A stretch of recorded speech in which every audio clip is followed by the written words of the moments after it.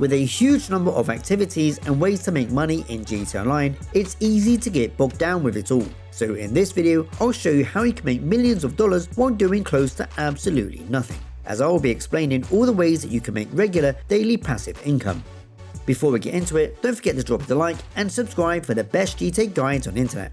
So without further ado, let's get to it. There are now 7 ways to make passive income. Some of these do require a little bit of work to complete every now and then to keep the money coming in, and some you don't have to do anything at all. So let's first look at those where you do so little. The arcade allows you to make passive income once you have filled it with arcade machines. These are very pricey, but you can bypass this by just filling it with the free ones.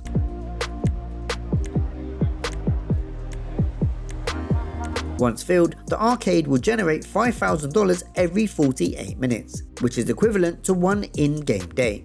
The safe capacity tops out at $100,000, so it will take 20 in-game days to fill up.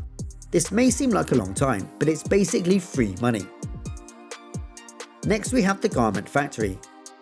This business produces between $1,500 to $2,000 every 48 minutes and will be random. The passive income is generated simply by owning a garment factory. Again, this save can max out at $100,000. As before, this does seem very little, but it's another totally free income. Now we move on to those businesses where you have to do minimal tasks to generate the money, and the first of those is the bail office. In here, you can employ up to 2 agents. These are a hefty $750,000 each as a one-off payment. When you've sent them out on their way, they return after the usual 48 minutes, bringing back with them around $7,000 each. This bail office safe will hold up to $100,000. A similar one is the Nightclub. For this, you need to max out your club's popularity by either doing several popularity missions or by changing your DJs.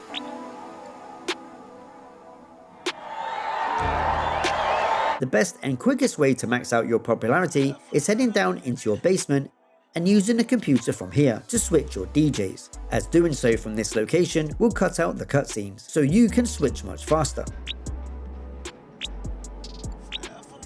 Each time you switch, paying $10,000 each time, this will generate half a bar of popularity. When you've switched DJs 9 times, you can then back out and go back up to your nightclub, where you'll now have one of the other ways to boost your popularity, which is by either kicking out a troublemaker or by helping a VIP back to his apartment or a hospital, each time paying you $10,000.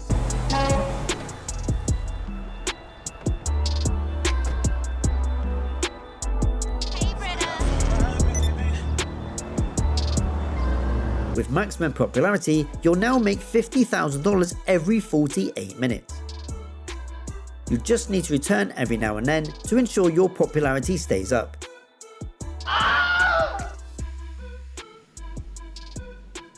This safe will top out at $250,000. Now we'll look at those businesses where you need to be a little more active, starting with the Clubhouse. In order to start building up your safe's income, you first need to collect a truck full of booze and deliver it back to the clubhouse.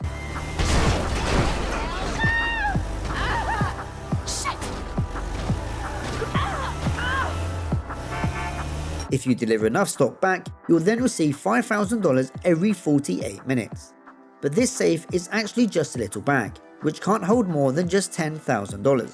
So this does mean returning much more often to empty it, so it can then have more money stored. After you've collected just $30,000 in total, which is 3 trips to do so, you'll then have to do another painful and boring supply run.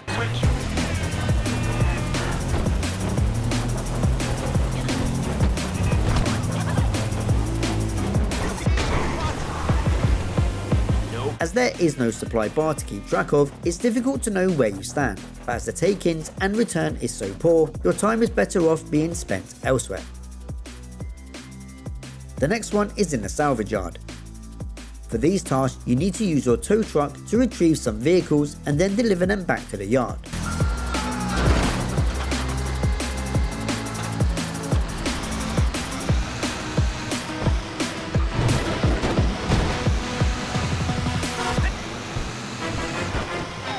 The tow trucks in question start at $650,000 for the rusty one, or $1.1 million for the clean one.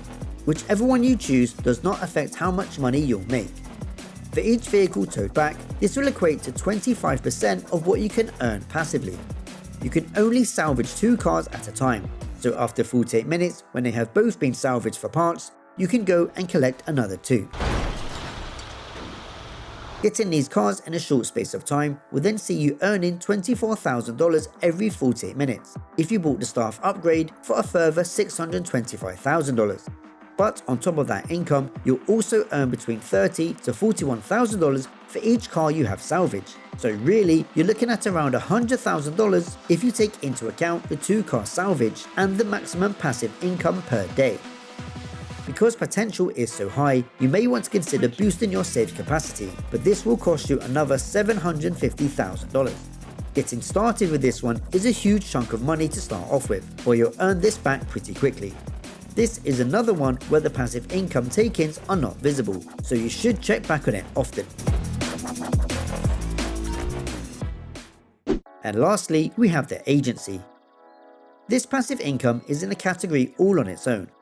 To max out its daily income, you first need to complete 200 security contracts. Once completed, you'll then earn $20,000 every 48 minutes, but you'll never have to do another contract again, as you'll keep earning this amount now on for life. It may sound like a lot of effort to invest in, but when you take into consideration that you get paid in the region of $50,000 on average per contract, then you can soon see the benefits. The agency's save capacity is a nice $250,000, so it's one you can leave for a long time before checking in and collecting. So those are all the ways that you can make passive income in GTA Online.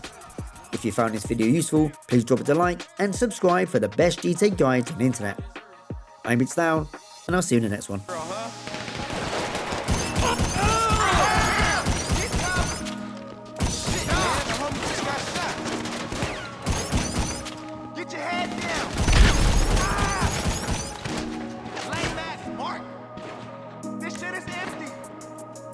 Yeah, man, get the fuck out of here.